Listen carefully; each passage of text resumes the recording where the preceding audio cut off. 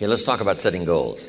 When I first met Earl Schoaf, not long after we had met each other, he asked me, Mr. Rohn, maybe here's one of the best ways I can help you. He said, let me see your current list of goals and let's go over them and talk about them. He said, I've got the experience. And he said, let's do it. And I said to him, I don't have a list. He said, wow, you don't have a list of your goals? I said, no.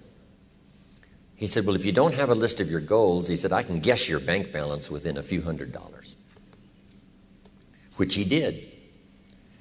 And I thought, isn't that something? Then I said to him, you mean if I had a list of goals, it would change my bank balance? He said, drastically. So that got my attention. And all those years ago, I learned how to set goals. And so we want to talk about that today. And we're just going to get started before lunch, and we're going to finish after lunch when we come back. But now let's make these notes now on setting goals.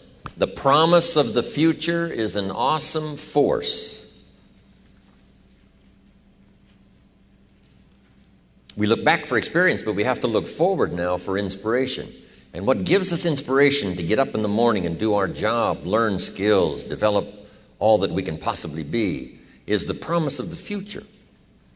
And it can be so powerful that it can overwhelm any adversary you might have, any difficulties you might have. Here's a key phrase: reasons make the difference in how your life works out. Reasons make the difference in your appetite and zest for taking on the challenge, doing the job, becoming successful. Mr. Schoaf said, if you have enough reasons, you can do the most incredible things.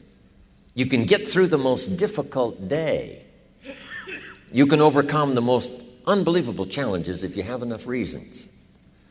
And so he said to me, if you haven't got a list of your goals, Mr. Rohn, it's probably because you don't have enough reasons. He said, I'm sure since I've met you, you have enough intelligence. And he said, you have enough good health. And he said, you have, all of those things working for you. But here's what you must work on now is to have enough reasons. Looking into the future, developing reasons. Okay. So now make these notes. We're primarily affected by 5 things. Number 1 is the environment, the political environment, the social environment, the physical environment. Whatever surrounds us affects us. The city, the country, the countryside, the village, the office, the people.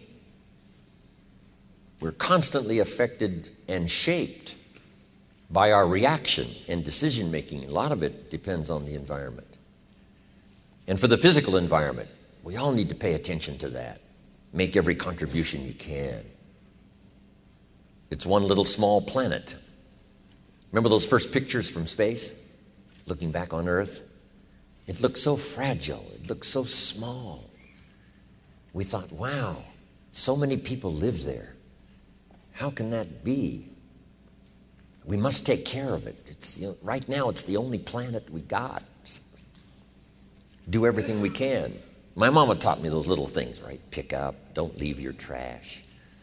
A little thing like, I remember I got a toothpick once at the cafe, and I took the little cellophane off the toothpick and I just dropped it on the floor.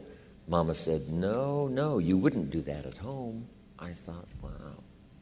She said, just put it in your pocket. And then when you get home, you put it in the trash. And somebody said, well, what difference does that make? The little cellophane on the toothpick. Here's what makes the difference, the habit. And the habit makes the difference primarily for you. Now, yes, it makes a contribution, and a little small contribution by not leaving trash. But here's what it does mostly. Give you the incredible feeling of self-worth because you have good habits. That's the deal. The habit of turning out the lights when you're finished with your hotel room. You leave the hotel room, turn out the lights. It just makes a small contribution, but what if everybody did it? I'm telling you, the energy requirements would be less. You say, well, the hotel gets the benefit. Hey, it doesn't matter to you who gets the benefit. Guess what's the greatest benefit? being a person of unique habits. Habits that not only, right, make you perform as far as skills are concerned, but habits that make you feel good about yourself. And then sometimes we get the question, why do it? And I got the best answer to that. Why not do it? If it's so easy to do, why not do all the easy things that make a contribution? And who knows what the total contribution could be if we all did it. But even if everybody doesn't, if you do it, and if I do it, it just makes us better human beings. It makes us feel better about ourselves. And if I know you do it, it makes me feel better about you. And if you know I do it, I think it makes you feel better about me. Say, wow, this man was taught some good things when he was growing up.